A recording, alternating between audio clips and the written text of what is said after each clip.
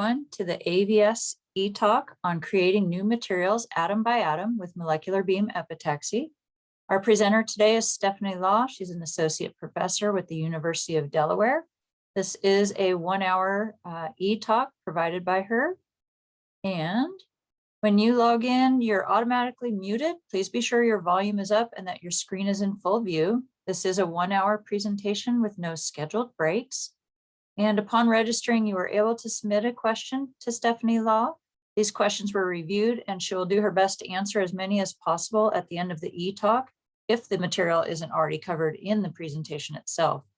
Also, if you have additional questions, please scroll down to the bottom of your screen. You'll see a Q&A option. There you are able to type in questions during the talk. She will do her best again to review and answer those questions in the last 10 to 15 minutes of the session today. We have a couple of disclaimers and copyright notifications. The presentation is based on sources believed to be reliable, but the AVS and author instructors disclaim any warranty or liability based on or relating to the contents of this e-talk. AVS and its authors and instructors do not endorse any products, processes, manufacturers, or suppliers. Nothing in this e-talk should be interpreted as implying such an endorsement. Copyright notice: the material contained in this e-talk was copied with the permission of the author and instructor of the notes, who obtained copyright releases from other materials. Since the AVS does not own the copyright of the material in this e-talk, permission to use any part of this must be obtained from the author and instructor. Thank you very much. We have some upcoming online training, some this month. We have 3 short courses: atomic layer etching, vacuum and cryogen safety, partial pressure analysis with residual gas analyzers.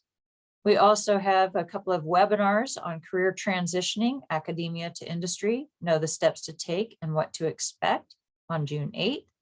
Gallium oxide materials and devices for next generation ultra-wide bandgap electronics in September. All of these are going to be online via the webinar Zoom platform, and registration for all these events is also open online at our website. We also have some upcoming events.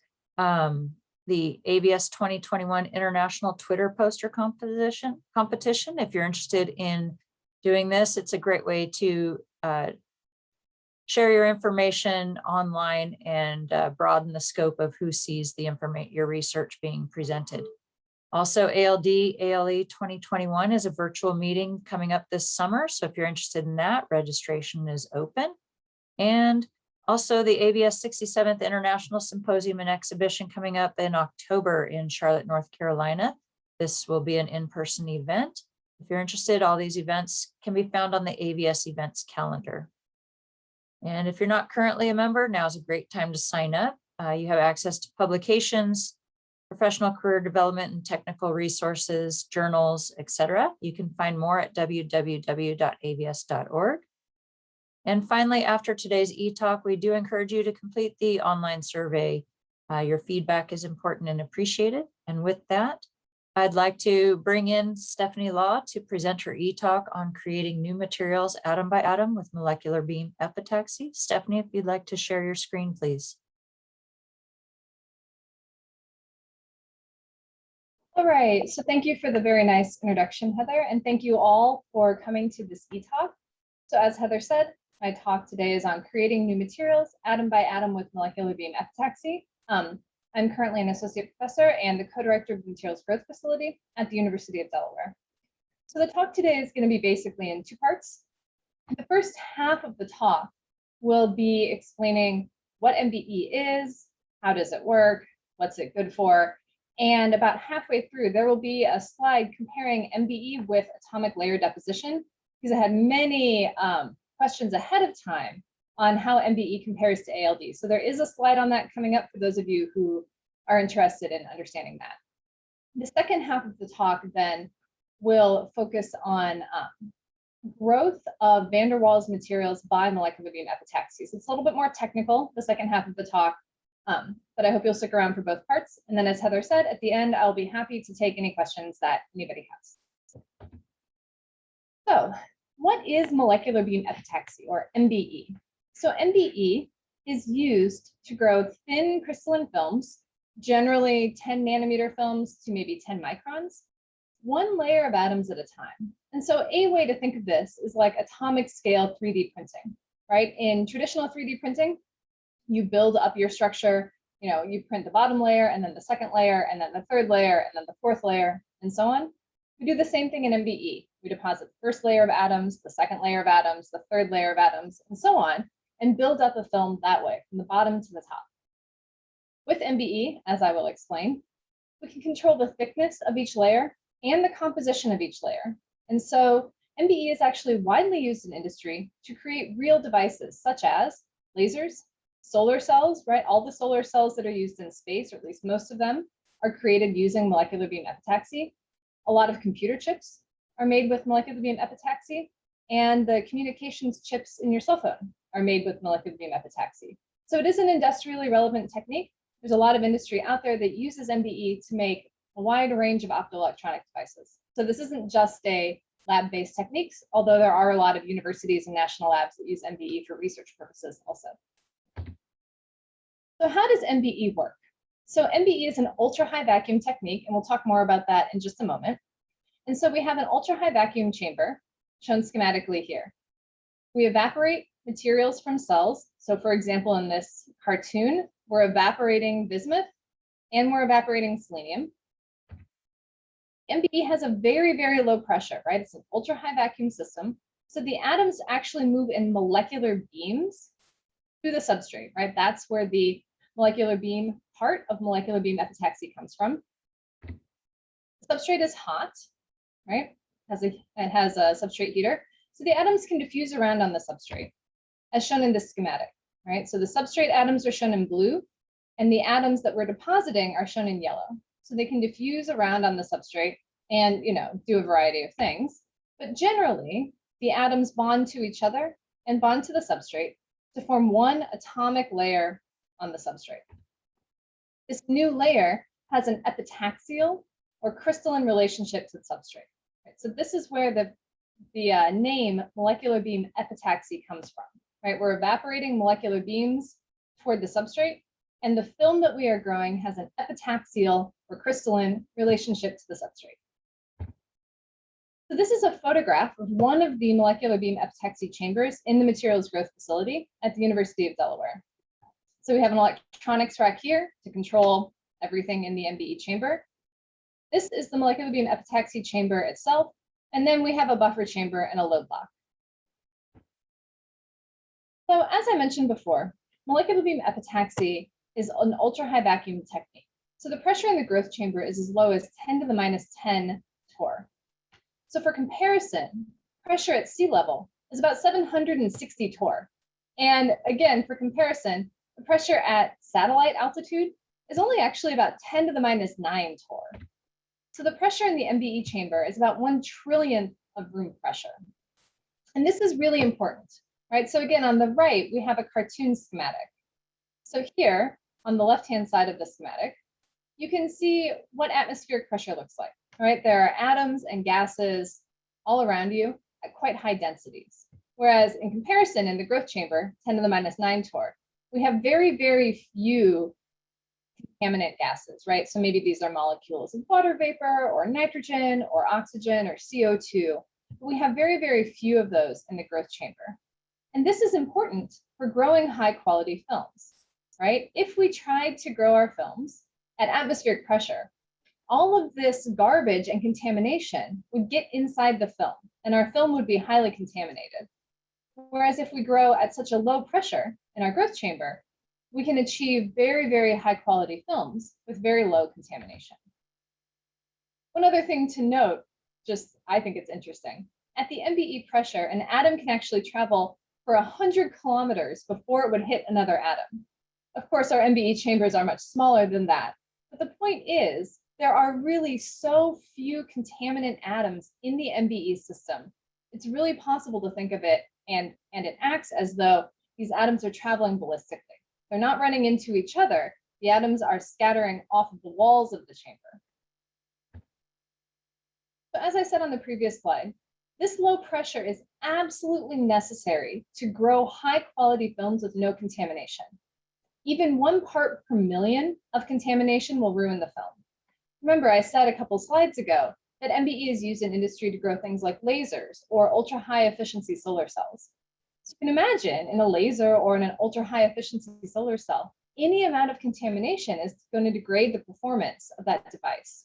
And so it's very, very important to maintain the ultra high vacuum within the MBE chamber. So how do we do that? Well, we keep the pressure low with a load lock system, which I'll show you on the next slide. By continually pumping the chamber, we have vacuum pumps running all the time, rarely opening the chamber. We try to only open it maybe once per year, and then baking the chamber after opening, which I'll tell you more about in a moment. When we do open the chamber, we have to keep the inside scrupulously clean, right? No fingerprints, no hairs, no dust, no fibers. We use special cloths, special gloves, special foil, right? We go to great lengths to keep the inside of the MBE as clean as possible. So as I mentioned before, we have a load lock and buffer chamber set up in order to keep the MBE clean. And this is how we actually load substrates into the MBE and retrieve our films after they're done growing. So the first step is to load the films in via the load lock. So you can see the photograph of the load lock here. And the sample is actually held on this plate here. And this cassette can hold multiple plates. So after we load the substrates into the load lock, we heat them up to 200 degrees Celsius overnight. This drives off any water or other contamination that's on the films or on the substrates from being exposed to atmosphere. And that's what you can see here. These are the heaters. Next, we move the substrates from the load lock. We open this gate valve and move them up into the buffer chamber. The buffer chamber can hold about twice as many substrates as the load lock can by itself. And then from the buffer chamber, the films can be moved through yet another gate valve into the MBE system, right? So this is a way that we can put films in and out of the MBE system without exposing it to air, thus maintaining the very high vacuum that we need to grow these films. And as I mentioned, we keep a low pressure by pumping all the time. So those of you who work in ultra high vacuum are of course familiar with this, but those of you who don't work in ultra high vacuum, we have an ion pump and a cryo pump, which are just two different types of pumps that are constantly pumping on the MBE, again, to just keep the pressure as low as possible to try to minimize contamination in the films. And then, as I mentioned before, we do occasionally, unfortunately, have to open the chamber, right? Sometimes something breaks and you have to open the chamber to fix it, or sometimes we run out of material, right? So we're constantly evaporating materials. Eventually those run out and we have to refill the material. And so we try to open the chamber as rarely as possible, but sometimes we have to. And when we do, we actually set up this tent, if you will, around the chamber to bake it out, right? So we put this big tent around the chamber, and then we put a heater next to the chamber, and that actually heats the entire inside of the tent up to between 100 to 200 Celsius, depending on the particular system and what we're trying to do. And we usually leave it baking for 7 to 14 days, right? So every time we open the MBE system, we then have to bake it for 1 to 2 weeks in order to bring it back down to the pressure that we need, right? So every time we open the MBE system, water vapor and other contaminants get inside the chamber, they stick to the walls, and then we have to heat it up to try to evaporate that stuff back off the walls and then pump it out with the pumps I showed on the previous page. It's really a big deal every time we have to open the MBE system. Okay, so how do we grow the films? All right, so we start with ultra high purity source material. So you can see here, it's 99.999995% pure. As you can imagine, this is pretty expensive, but it's worth it. Because again, any amount of contamination is bad for the film. So we buy ultra high purity source material, and then we load pieces of it into a crucible, right? So we're literally buying chunks of bismuth or chunks of arsenic or whatever material we need to use. And then we place it inside this crucible. It's a ceramic crucible. I'll show you a picture of one later. We then heat it up. And as I said before, the material evaporates or sublimates, depending on what material you're using, as a molecular beam. So in a normal cell, this is what happens, a Knudsen source. But some materials, we have to use a special cracking source. So for elements like arsenic, antimony, selenium, and tellurium, we use these special cracking sources. And the reason for that is a material like arsenic, for example, does not evaporate as arsenic atoms. It actually evaporates as As4 mostly. And so you have these large As4 molecules that are evaporating from the source material. And so you can imagine the As4 molecules don't really incorporate into the film very easily, right? We need to break it up into arsenic atoms or arsenic monomers. And you can do that at the film surface, and people do, and it is absolutely a good way to grow films, but it's not very efficient. If you want something more efficient, you can use a cracker source like the one I'm showing here. So in this case, again, we heat up the bulk heating zone. The arsenic or selenium or tellurium or antimony atoms evaporate as clusters, and then they're passed through a very hot cracking zone set to maybe 1000 C. And this cracking zone uses thermal energy to break these atomic clusters up into single atoms, into single monomers. And this makes incorporation more efficient, tends to improve film quality in most cases, and also allows us to control the flux better. There is a valve on these sources as well. So that's how we make them. And then next, here are some photos of the effusion cells. So again, here's the molecular beam epitaxy system. And you can see this in the red circle. This is the effusion cell when it's attached to the MBE system. It attaches right here. And then we can take it out, and this is what it looks like when we pull it out of the system. So again, this part is the part that you can see here. This is where the power goes in to heat it up. And then there's a thermocouple here to monitor the temperature. And so if we look down in the effusion cell, you can see here is a ceramic crucible. This is where the material gets loaded in. If we pull the crucible out, you can see the heater filament here. Again, this is what heats up the material in the crucible and allows it to evaporate. And this is an example of what the crucible looks like. This is a very small crucible, right? This is a dopant sized cell. Most of our cells are much bigger than this and hold a lot more material. Again, we want to open the chamber as rarely as possible, and so we want to be able to load as much material in as possible. So as I mentioned before, MBE lets you have excellent control over the thickness of each layer that you're growing, right? Since we're growing atom by atom, as well as the composition of the layer. But one of the major things that MBE is good at is growing stacks of materials, right? You can grow material A of a certain thickness, and then material B, then material A, material C, right? You can stack up many, many layers together to make these complicated devices like lasers or like solar cells. And so how do we do that? Well, in front of each effusion cell is a shutter. And this is, again, what they look like externally. And the shutter opens or closes to allow the atoms to reach the substrate or to block the atoms from reaching the substrate. This is all computer controlled. And so when we grow films on the MBE, we actually write a program in the computer to tell it when to open different shutters for different elements and when to close them.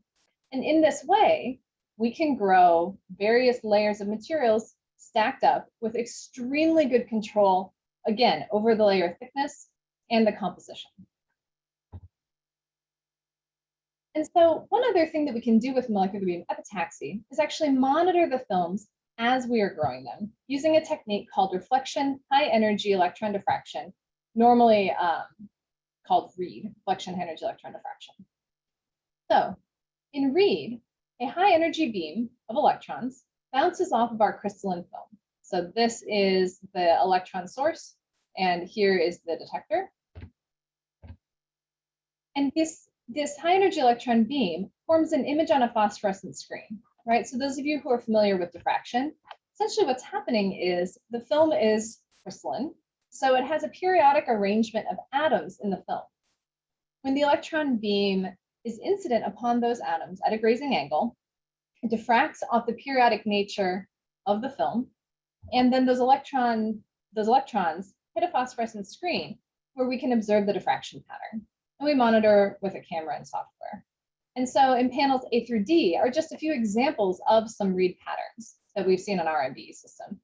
Panel A is the type of read pattern you normally want to see. we have nice streaks like this. And the streak spacing is inversely proportional to the lattice constant, right? So the closer the atoms are together, the further apart the streaks are. And we can calibrate this for our system. And by monitoring the streak spacing, we can monitor the lattice constant of the growing film. In addition, the width of the streak tells you about the quality of the film. The narrower the streak is, the higher quality your film is. We can also see patterns like the ones shown in panel B. These are polycrystalline rings. These rings mean that there is generally no crystallinity in your film. It's a polycrystalline film. And so we see this, for example, for substrates like gallium arsenide, which have an oxide layer. Before you desorb the oxide layer, you'll see these sort of polycrystalline rings. In panel C, we're showing examples of chevrons. Ignore this black streak here. This is actually a flake that fell onto our screen. You can see these chevrons here. This indicates that we're actually getting some three-dimensional but ordered growth. So these chevrons correspond to facets in the film that are not flat. They're faceted like this. And then you can see the chevron type of pattern. And finally, in panel D, you see a bunch of dots. Dots indicate that you're getting three-dimensional growth rather than a flat film. So these are sort of the types of read patterns that you can expect to see. And by monitoring these, you can actually monitor the quality of the film in real time. Another thing that we can do with read is calculate the growth rate and actually monitor the film deposition layer by layer. So here's how. It's a technique called read oscillations. So if we look in the middle panel, starting from the top, in the top layer, we have a flat film, right? Totally flat. So the electron beam bounces off. And if we look back here, if we look at this center bright spot here, this is what's called the direct beam. It's just the beam that has bounced right off the film without diffracting. So if we monitor just this direct beam that's just bounced off the film, and our film is flat, we have very high intensities. That beam's just bouncing straight off. As we start to deposit a layer of atoms, the film starts to become rougher. And so now some of this beam is bouncing off of the bottom layer of atoms, but some of the beam is actually bouncing off the new layer of atoms. And so we start to decrease in beam intensity.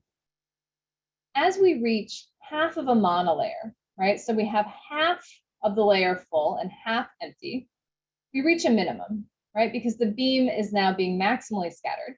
We reach a minimum. Now, as we get to 0.75 monolayer coverage, so now 75% of the surface is covered with the new layer, the intensity starts to recover, right? Because now more of the beam is actually bouncing off the new layer. And then finally, once the whole layer is filled in, we go back to the original intensity. And so you can see that one oscillation of the read beam corresponds to one monolayer of growth. And so by monitoring these read oscillations, we can actually see in real time what the deposition rate of our material is. And here on the right is actually an example of read oscillations for an indium arsenide film on an indium arsenide substrate that we've taken in our MBE system. And you can see that they last for a very long time. And actually, these are not the best quality read oscillations that you can get. Now, one can get read oscillations that last for 100 monolayers or even longer. And you can see over time, the intensity is decaying. Although MBE is a very good technique, it is not perfect, right? You do not precisely fill up one whole layer before starting the next. And over time, you get some incomplete layers in the film. But you can see, after we quit growing, the intensity starts to go back up. And this is common. And if we had monitored this for longer, we would see the intensity goes back up to the position that it started from. Basically, annealing the film allows it to flatten back out. All those voids fill in, and we end up with an atomically flat surface again. The read intensity oscillations are a really nice way of monitoring our film as it's growing. Okay, so that's sort of my very brief, high-level overview of how MBE works. Here's the slide that I have promised for all of the ALD people. So again, I had a lot of questions about how MBE compares to ALD. So if you're an ALD person, hopefully I've answered some of your questions already, but I just wanted to compare side by side MBE and ALD. So in both MBE and ALD, we grow our materials atomic layer by layer. So for those of you who are not familiar with atomic layer deposition is well, I will not explain atomic layer deposition because I don't want to say something wrong for all the ALD people. We'll just go through this quickly. Both techniques are high vacuum, although ALD you can run at lower vacuums than you can with molecular beam epitaxy.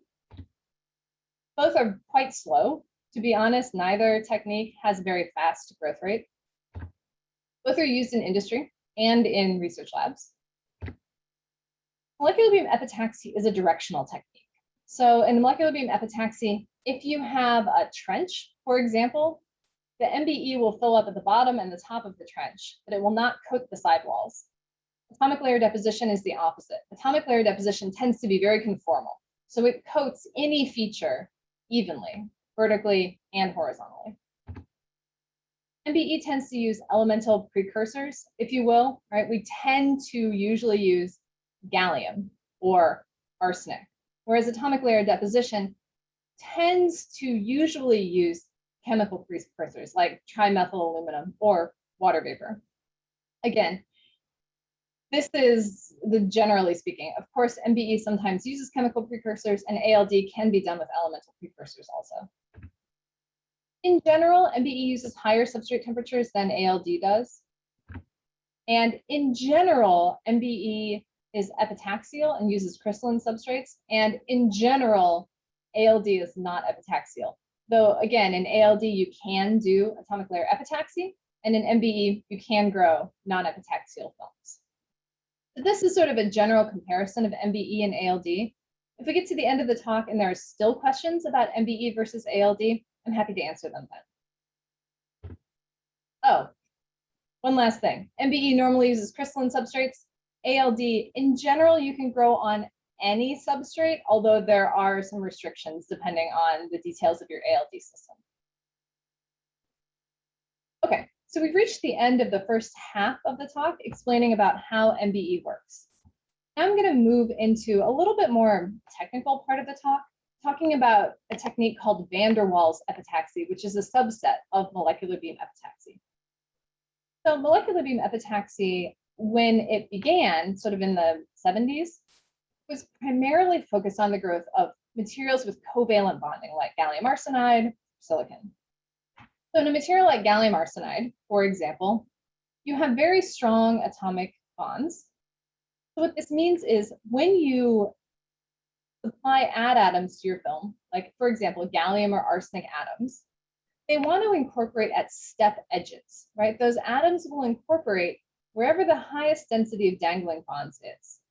And with growth of material like gallium arsenide, you almost always get layer by layer growth, right? Atomic layer by atomic layer with a material like gallium arsenide, silicon, sort of the conventional MBE materials. However, recently, there's been a lot of interest in the growth of van der Waals materials. And so for this talk, I'm going to use bismuth selenide as my example material. But there are a ton of van der Waals materials, right? Moly diselenide is a good example, tungsten telluride. These are materials that people are very interested in for a wide range of reasons. But we're going to use bismuth selenide as our example material in this talk. It's one of the materials that I work with pretty often. So van der Waals materials like bismuth selenide have strong in-plane bonds, but they have weak out-of-plane bonds because between each quintuple layer, in this case, each atomic layer of bismuth selenide is bonded to the next one just via van der Waals bonds. These are relatively weak bonds. And so the question becomes, if you have these very weak bonds, how do you do molecular beam epitaxy growth of this type of material? And can you get layer by layer growth with a van der Waals material? That is the question that I'm going to discuss for the next 20 minutes or so. So just for a little bit of motivation about why we care about bismuth selenide. So bismuth selenide is a material called a topological insulator. I'm not going to go into the details of the physics behind a topological insulator, but for those of you who are familiar with band structure, This is what the band structure of bismuth-selenide looks like. You have a conduction band and a valence band with a small band gap. So in the case of bismuth-selenide, it's about 0.3 eV. And this band gap is crossed by surface states that have linear dispersion and form a Dirac cone.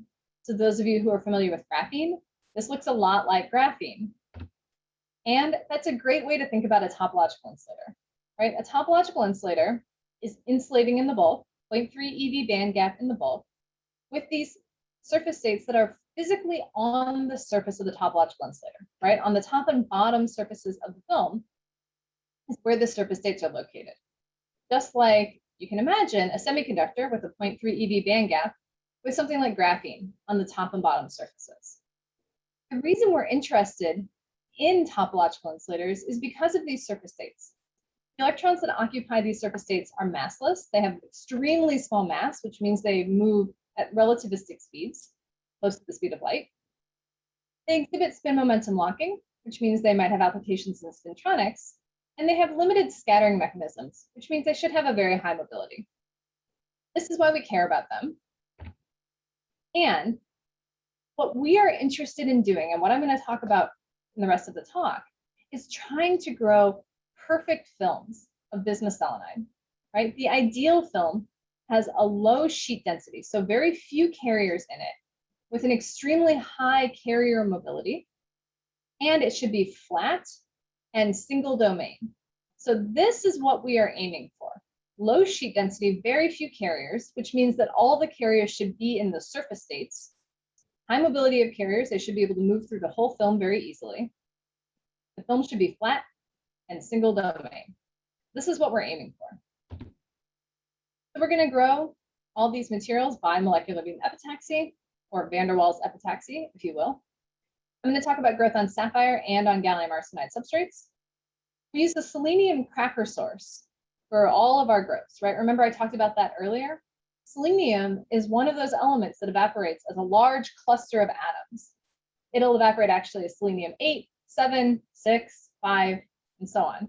You can imagine selenium 8 not going to incorporate very easily into bismuth-selenide. And so we use a cracker source to crack those large molecules thermally into smaller, more reactive monomers and fibers. And we're doing this on a dedicated MBE system, so it's just for chalcogenides, no arsenic, nothing else in this particular MBE system, though we do have systems for arsenides also at UD. All right, so first I want to talk about the electrical properties of these films. How do we grow them to get good electrical properties? Remember, we want low density and high mobility. So when we very first started out growing this material, remember bismuth-selenide is the material we're mostly going to talk about, and we're growing on sapphire substrates. We like sapphire substrates because they're inexpensive, they're atomically flat, they're insulating, and they're optically transparent, and they're chemically inert, right? What more could we want out of a substrate? So we mostly are growing on sapphire. And we grew a whole bunch of films. So we grew at a bunch of different substrate temperatures and at a bunch of different selenium to bismuth flux ratios. This is measured by the beam flux monitor. This is not calibrated, right? But measured by the beam flux monitor, different flux ratios at different substrate temperatures. And again, remember, we're trying to find the best electrical properties, which is a low sheet density. So the top panel is showing the sheet density, and a large mobility. So if we look at the green and blue symbols, we can see we have a growth window here between about 300 and 325 C substrate temperature and 4:1 or 6:1 selenium to bismuth ratio, where we get a pretty low sheet density and a pretty high mobility, relatively high compared to the other films. All of these data were taken at room temperature. However, this sheet density and this mobility are actually not that great, right? The sheet density is about 3 × 10⁻13 electrons per square centimeter, and the mobility is about 600 centimeters squared per pulse second. So it's okay, but it's not great. We would like to be able to do much, much, much better. So what can we do? Bismuth-selenide grown on sapphire shows too much doping. What can we try? Well, if we look back at what people have done in the past with regular epitaxy, not van der Waals epitaxy, but regular molecular epitaxy, when you want to control the properties of material, a way to do it is by alloying two materials together. right? So if gallium arsenide doesn't give you the properties you want, and aluminum arsenide doesn't give you the properties you want, maybe aluminum gallium arsenide alloys can give you the properties you want, right? By alloying, you can tune material parameters between the two endpoints. So the question is, can we do something similar in our case? So bismuth selenide in bulk crystals, so not in thin films, but in bulk crystals, bismuth selenide is N-type. And people attribute this to selenium vacancies, right? We're missing some selenium atoms. That gives us extra electrons. Bismuth telluride in bulk crystals is actually P-type. And this is attributed in bulk crystals to bismuth tellurium anti-site defects. It means bismuth is sitting on the tellurium site, tellurium is sitting on the bismuth site, right? They've swapped. And in bulk crystals, if you alloy these together, bismuth tellurium selenium, at 66% tellurium, you get alloys that have very, very few extra carriers. And if you look at this schematic here, it's because these alloys are actually forming this sort of self-assembled structure where tellurium preferentially occupies the outside of the quintuple layer and selenium preferentially occupies the inside. This means that selenium is strongly bonded to these bismuth atoms, so you get fewer selenium vacancies. And it means that tellurium is bonded to bismuth and bismuth is bonded to selenium, so you have fewer bismuth tellurium antisites. So the question is, well, can we do this in thin films? So first, I just want to show that we can, in fact, grow bismuth tellurium selenium. This is X-ray diffraction patterns. And if we zoom in, we can see that as we change the tellurium concentration from 0 to 100%, we can see that, in fact, the XRD peak is shifting as we would expect. If you look at the orange curve here, you can see that we are getting some phase segregation, but in general, these films are pretty high quality. So now the question is, well, what do their electrical properties look like as we tune the tellurium composition? Remember, at approximately 66% tellurium concentration in bulk crystals, you get very, very low doping. Unfortunately, we do not see that in thin films. As we add more tellurium, so 0% tellurium, we're getting about 3 × 10⁻13 electrons per square centimeter. As we add more tellurium, going to 33%, 66%, or 100% tellurium, we're just getting more and more and more doping. And it's always N-type. We do not see any P-type doping.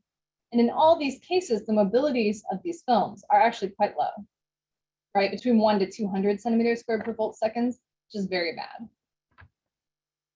So what we concluded from this study is that point defects like bismuth tellurium anti-site defects or selenium vacancies are not the primary source of doping in our films, right? I can't speak to anybody else's films, but in our films, these are actually not the primary sources of doping. Well, so then what is the primary source of doping? It turns out to be actually a defective interface at the film substrate interface, right? So as we talked about 2 slides ago, tellurium preferentially occupies sites on the outside of the quintuple layer. We also know that bismuth telluride is less stable than bismuth selenide from binding energy and enthalpy of formation. We found that the film doping is actually relatively independent of thickness, although I didn't show that data here due to time. And crucially, if we look at the read patterns, remember, read, reflection energy, electron diffraction, lets us monitor the quality of the film as we're growing it. We can see that when we start to grow the film, shown in panels 1 and 2, we have these polycrystalline rings. That makes us think that the first couple atomic layers of the bismuth selenide or bismuth telluride are polycrystalline, not perfectly crystalline. You can see after a few more quintuple layers, the film becomes crystalline and we get the pattern we expect. But these rings make us very suspicious that that bottom interface is of poor quality. And so we think that defects at the film substrate interface are dominating, despite van der Waals epitaxy. Right? Normally, when you think of a van der Waals material, you think, well, the substrate shouldn't matter. Because we have that van der Waals gap, we should be able to grow any material on any substrate. And you can, but the material is not guaranteed to be of good quality. Right? That's the kicker. And that's the thing that you really have to be careful of. So how do we fix this problem? Well, again, we look back at what people have done with conventional epitaxy and use those techniques for van der Waals epitaxy. In particular, we use a buffer layer, right? If we know that the film substrate interface is defective, well, let's just bury it, right? And then we can grow a much higher quality film on top. So fortunately for us, nature has provided this material, indium selenide, which is a trivial band insulator, has the same structure as bismuth selenide and a very similar lattice constant. And bismuth indium selenide alloys are trivial band insulators for indium concentration above 0.3. So the idea is to separate our bismuth selenide film from this defective interface by using a bismuth indium selenide buffer layer and just burying the defects. So the question is, does it work? And the answer is, of course, yes, or I wouldn't be talking about it. So we'll just compare 3 films here. Film A is a film grown with no buffer layer. Again, almost 3 × 10⁻13 electrons per square centimeter of carriers. And this mobility is actually pretty bad, about 400 centimeters squared per full second.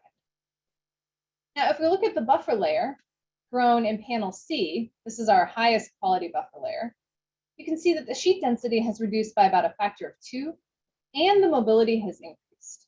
But crucially, the crucial point is the sheet density went down by a factor of 2. It's actually quite a lot for these materials.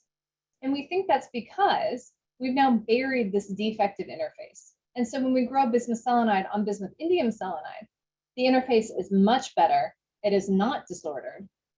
We can get much better electrical properties in these materials. Now, of course, the question then becomes, well, can you reduce the sheet density even more? And the answer is not easily, right? The additional doping is likely due to point defects. And also, these are just small gap semiconductors, right? The band gap's only 0.3 eV. So at room temperature, there's really only so much you can do, right? Because you're going to get thermal excitations across the band gap regardless. And just to show the data a little more clearly, we can do this on a sapphire substrate. So this is our best quality film to date.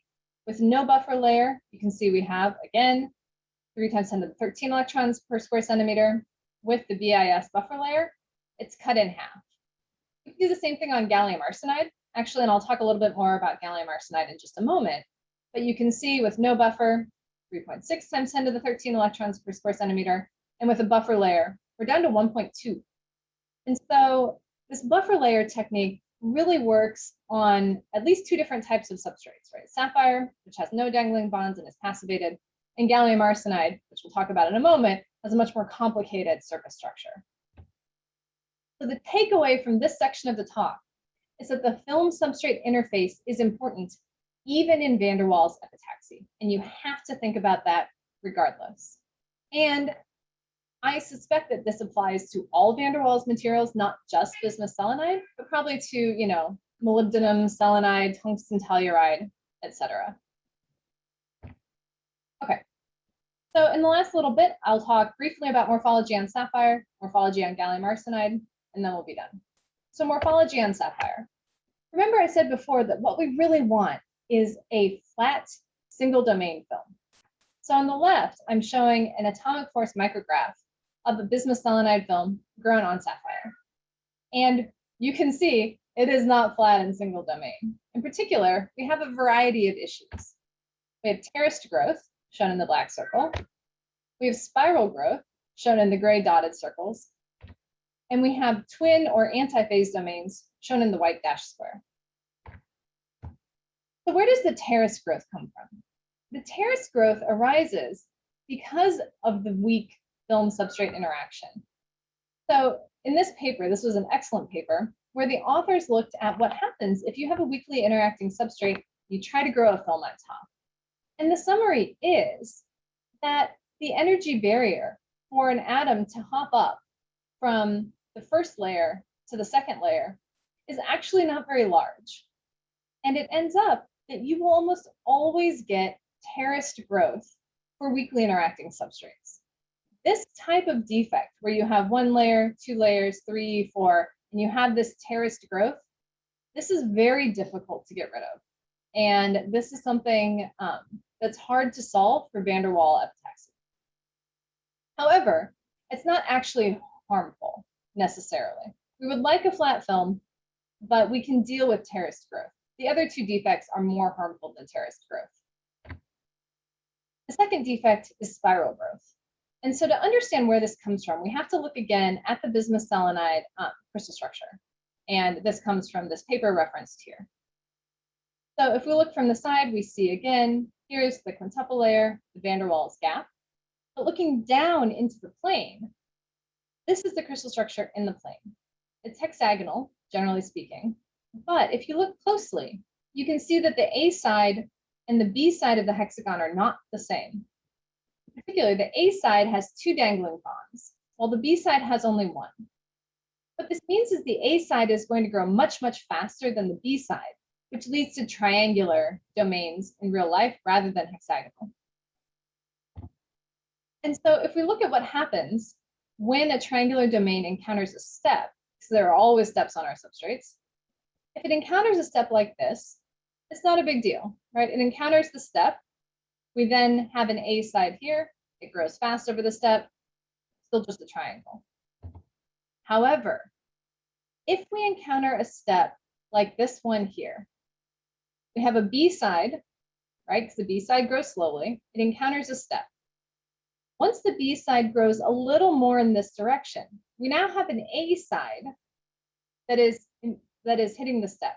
The A side grows fast up over the step and then continues to grow, grows again up over the original domain and continues to form this spiral. So this is spiral growth without dislocations. Normally, MBE people are used to spiral growth, meaning you have a dislocation at the center of the spiral. There's no traditional dislocation in this case. It's just due to this step and how the different sides of the unit cell grow.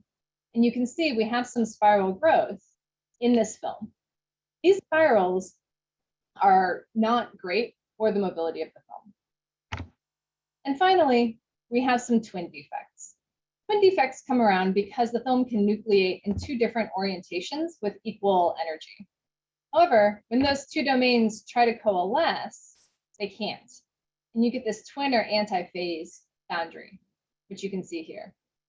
The twinning problem, in my opinion, is the most damaging for the electronic properties of the film, because these type of defects are very harmful to the mobility of the film. And we can do X-ray diffraction full scans to quantify the degree of twinning. So this particular scan, you can see we have more, for example, left-facing triangles than right, but we still have some of each, which is not ideal. Because again, when these 2 domains meet, they can't coalesce. They just keep growing like this. Whereas if you have 2 domains that are oriented in the same direction, like here, and they meet each other, they coalesce very nicely. So how do we improve the morphology on sapphire? Well, we tried a whole bunch of things. I'm not going to go through all of them. And what we discovered is not going to be surprising to any MBE people listening, which is fundamentally, if we can figure out a way to grow the film at a higher temperature, we get a better mobility. Films become flatter, mobility improves.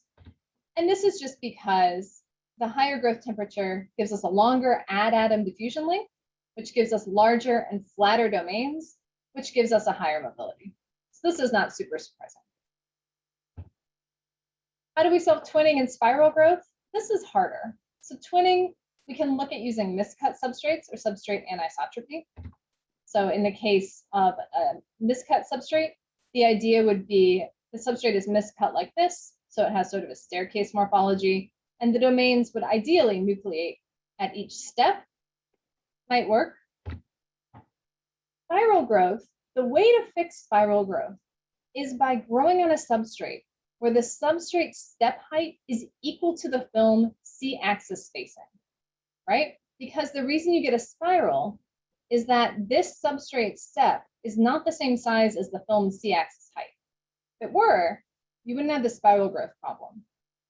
Unfortunately for bismuth selenide, its C-axis lattice constant is almost a nanometer, and it's difficult to find substrates that have similar step heights. So this is something that we're still working on. But I do think that this is solvable. Okay, I'm just about out of time, so I will walk through this very quickly and then take some questions.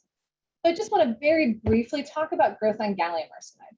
Gallium arsenide is really different than sapphire, right? Sapphire has no dangling bonds, right? It's aluminum oxide, passivated surface, all the bonds are satisfied. So growing a van der Waals material on top is quite easy. Gallium arsenide, on the other hand, does have surface dangling bonds, right? Because of the way the gallium arsenide crystal structure works, when you cut the crystal to make a substrate, you have a bunch of dangling bonds. And those dangling bonds have what's called a surface reconstruction. So they arrange themselves in a way to minimize their energy.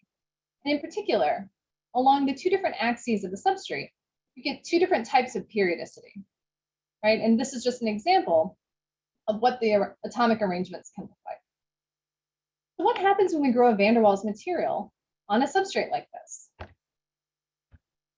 Well, we can get a variety of different types of growth depending on the substrate temperature. So from cooler to hotter, you can see from these AFM images, we get very different morphologies. And what's actually happening is as we go to very hot temperatures, we're starting to nucleate a new phase in these needles. Or sorry, a new orientation, not a new phase, a new orientation of bismuth selenide in these needles. It's the 0015 orientation, and it looks like this in TEM.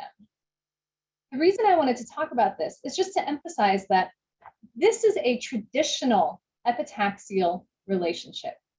Bismuth selenide in the 0015 orientation, you can see these are the atomic planes of bismuth selenide, and these are the atomic planes of gallium arsenide.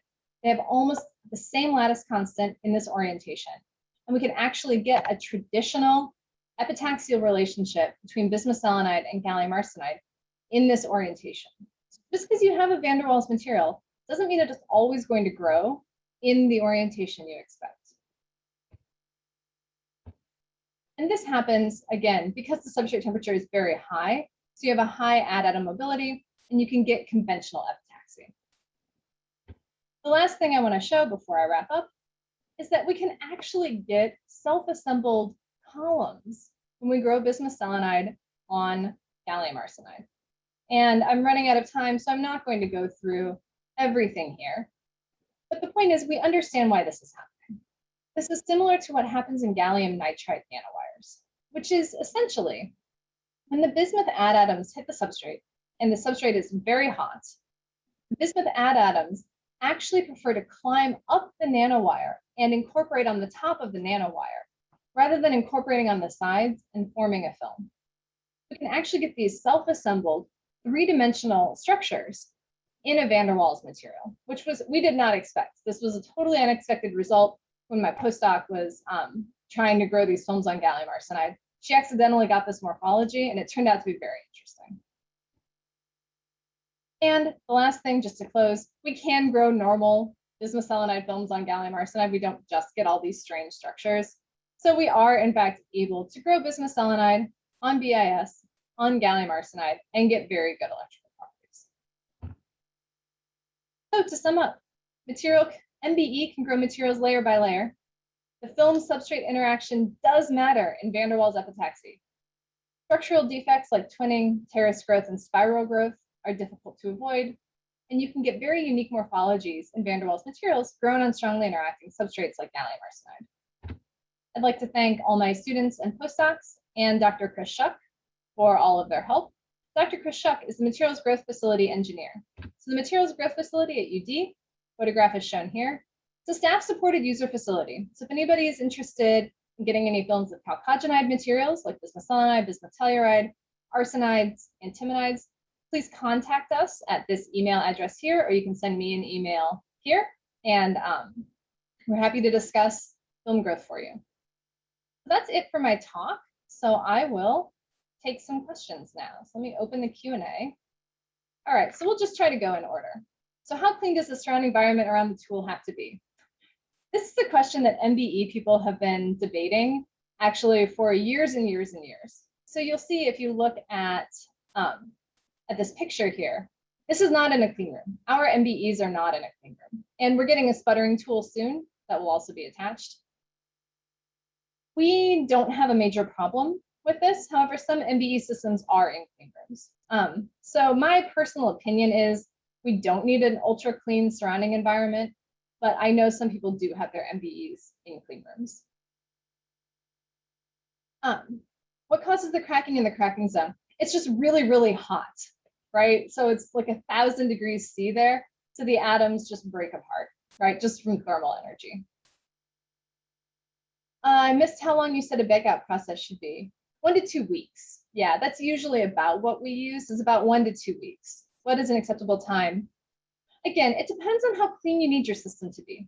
So I know some people who are trying to grow like ultra high mobility two-dimensional electron gases, they can bake their chambers for a month, right? Because they need ultra clean systems. And I know other people who grow oxides. Sometimes oxide MBE people don't bake at all. They just blast their chambers with ozone, and that actually takes care of a lot of the contamination.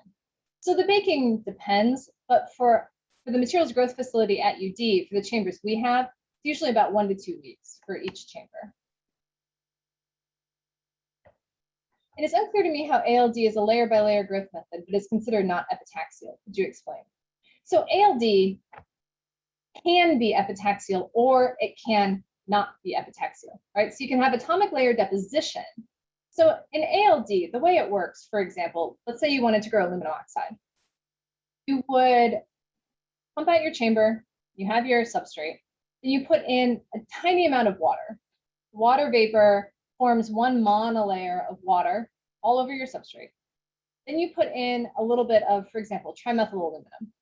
The trimethyl aluminum reacts with the water vapor to form one layer of aluminum oxide on your film.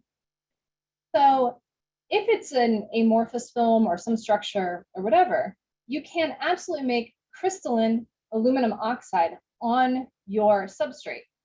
But because the substrate isn't crystalline, the substrate crystallinity is not impacting the crystallinity of the film. So it's not epitaxial. In epitaxial relationship, the substrate has to determine the crystallinity of the film. So you can absolutely do atomic layer epitaxy. That is a technique that people absolutely do. And then you can grow epitaxial films. So I hope that answers your question. Is the chamber under vacuum? Or sorry, what's the diameter of the buffer chamber? Oh, this big? Maybe a foot and a half, something like that. It's not, they're not very big. Our buffer chambers aren't. Again, industrial scale reactors are gigantic, but our university scale reactors are not. Is the chamber under vacuum when it is baked? And if so, what's the pressure? Yeah, absolutely. So we pump out the chamber as best we can before we bake. Usually we can pump it down to maybe like 10 to the minus 8 or 10 to the minus 9 torr, depending on a lot of factors. Then once we bake it, once we start heating it up, right, stuff, garbage and other stuff is outgassing off the walls into the chamber. And so then the pressure, of course, begins to go back up. And so we have to very carefully control the temperature that we're baking at so that the pressure in the system doesn't get too high. So we will heat up the chamber very, very slowly so that the amount of stuff outgassing off the walls of the chamber isn't going too fast compared to how quickly the pumps can pump it out. So we try to maintain pressures around 1 times 10 to the minus 6 torr when we're baking. Can you please comment on large area homogeneity in MBE grown bismuth selenide? Can you process a 4-inch wafer for device fabrication? So homogeneity is very good as far as electrical properties go. And even as far as morphology goes, it's extremely homogeneous. When we grow these films by MBE, we're rotating the substrate constantly. And we generally have something like plus minus 3% across a 3-inch wafer. In our MBE systems, we can only do up to 3-inch wafers. We can't do 4-inch wafers. We just don't have a substrate holder for that. But if we did, or if somebody else had a 4-inch wafer holder, you could absolutely grow on a 4-inch wafer and you could absolutely do it for device fab, and it would be very homogeneous. But as you saw in the talk, the films are not as smooth as they would be for a gallium arsenide film because of this terraced spiral growth. Could you clarify how you measured electrical properties? Yeah, I apologize. I should have mentioned that. We're using room temperature Hall effect in a van der Plas configuration using a custom built Hall effect setup. We do not use hemp devices or anything fancy like that. We just use indium contacts. So we just solder indium contacts on the 4 corners. And can you separate charge trapping at the surface and interface for such thin van der Waals materials? We cannot. So that is a very good question. We actually can't do that using room temperature Hall effect. If we wanted to try to separate out the different carrier channels, we would have to do low temperature Schüttner-Haas. oscillations, and then we could separate out the different carrier channels. And we do have that ability at UD, but we have not done that on our films yet. So we were trying to just improve them as much as we could, and then worry about where the rest of the carriers are coming from. Oh, and that answered the next question too. So yeah, sheet density and mobility, room temperature, Hall effect measurements. Should have mentioned that. Yes, if bismuth selenide is N-type and bismuth telluride is P-type, is there an opportunity to alternate materials and vary the number of quintuple layers to charge compensate or otherwise control the density of carriers in the structure?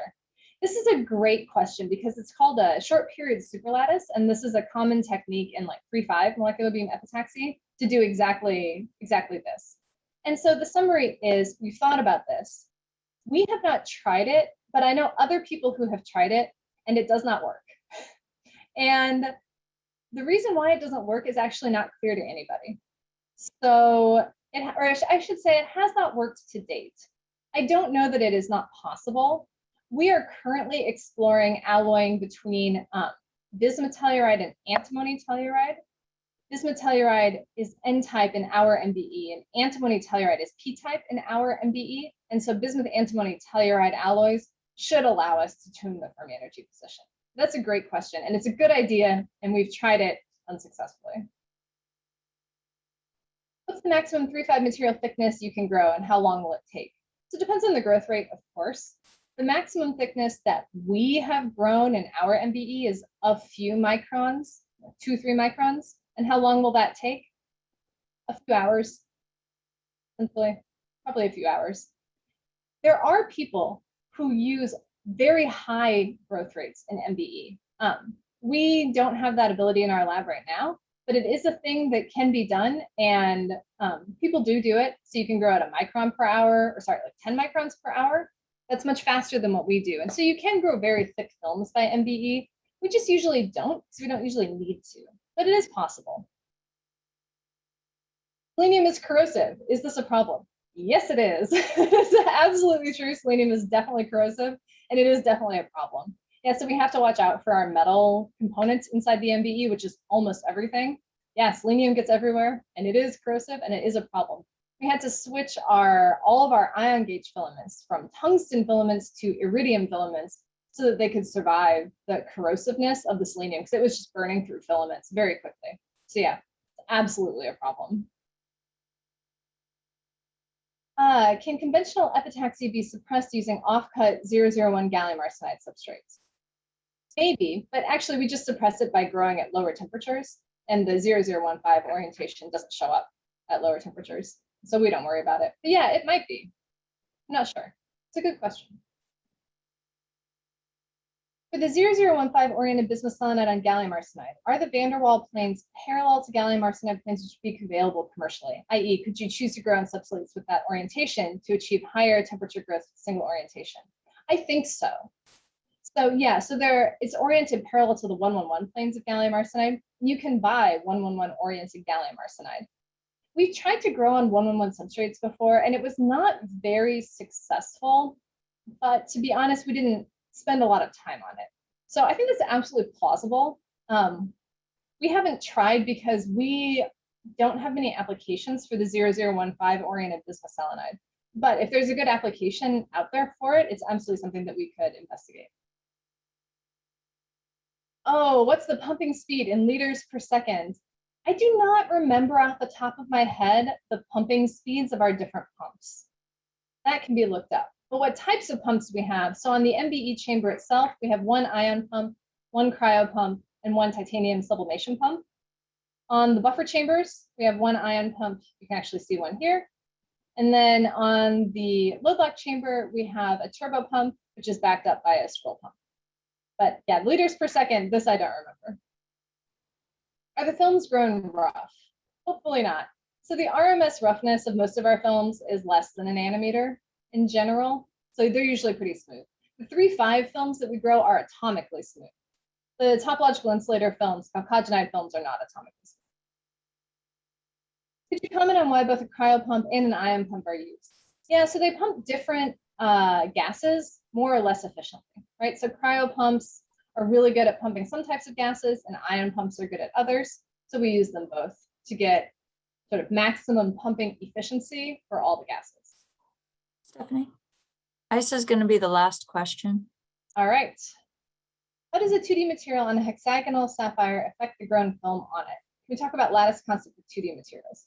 Actually, this is a super specific question. So I would suggest it's a very long answer. So if that person is interested, I would say send me an email and we can talk about that, because actually that's a very complicated question. Okay, then do you want to take Harisha's question and then close out on that? Sure. Do you foresee the need to grow conformal layers of topological insulators for new applications? I don't foresee such a need right now. I think we have a lot of other things to deal with before dealing with conformal, but it's certainly possible, right? If you want to make some kind of sensor, you might actually need to grow some conformal layers. So maybe. I think that's it. All right, you did a great job answering all those questions. I think there were about 20 questions there for you. So thank you, Stephanie, for presenting your e-talk on creating new materials atom by atom with molecular beam epitaxy. For those of you who want more information, Stephanie has her details on the last slide here. When you log out, please be sure to complete the evaluation form. Let her know how you liked the presentation. And again, if you have any questions, please contact her directly. Thank you again, Stephanie, for your time. We appreciate your presentation and Thank you the Q&A at the end. All right. Thank you so much, everyone. And we hope to see you at a new AVS event coming up later this year. Thank you.